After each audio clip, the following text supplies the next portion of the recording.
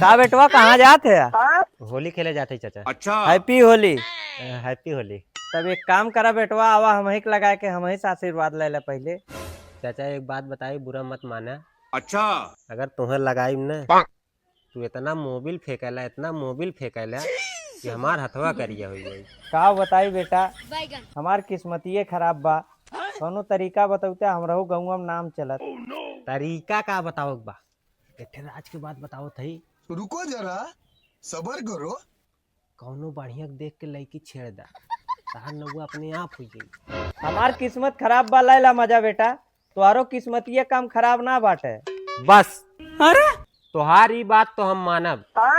सही बताई तो हमार किस्मत इतना खराब बा, इतना खराब बा न। अगर तू हमें मुर्दा घाट पे बैठा देबा तो हम मुर्दा आई बंद हो जाइए।